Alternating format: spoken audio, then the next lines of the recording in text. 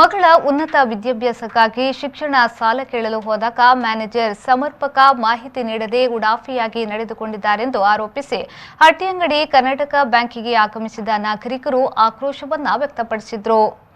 ಹಟ್ಟಿಯಂಗಡಿ ನಿವಾಸಿ ನಾಗರಾಜ್ ಪೂಜಾರಿ ಎನ್ನುವವರು ತಮ್ಮ ಮಗಳ ಉನ್ನತ ವಿದ್ಯಾಭ್ಯಾಸದ ಸಲುವಾಗಿ ಎಜುಕೇಷನ್ ಲೋನ್ ಕೇಳಲು ಮಂಗಳವಾರ ಕರ್ನಾಟಕ ಬ್ಯಾಂಕ್ ಹಟ್ಟಿಯಂಗಡಿ ಶಾಖೆಗೆ ತೆರಳಿದ್ರು.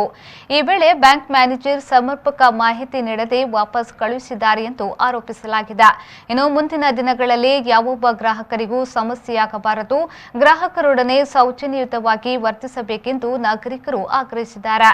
ಹಟ್ಟಿಯಂಗಡಿ ಗ್ರಾಮ ಪಂಚಾಯತ್ ಅಧ್ಯಕ್ಷೆ ಅಮೃತಾ ಶೆಟ್ಟಿ, ಸದಸ್ಯರಾದ ಸಂತೋಷ್ ಶೆಟ್ಟಿ ಸಬ್ಲಾಡಿ, ಮಂಜುನಾಥ್ ಸಬ್ಲಾಡಿ, ಚಂದ್ರ ಮುಖವೀರ, ಗುಲ್ವಾಡಿ ಗ್ರಾಮ ಪಂಚಾಯತ್ ಸದಸ್ಯ ಚಂದ್ರ ಪೂಜಾರಿ, ಸ್ಥಳೀಯರಾದ ಸುದರ್ಶನ್, ಸತೀಶ್ ದೇವಾಡಿಕ ಮೊದಲಾದವರು ಹಾಜರಿದ್ದರು.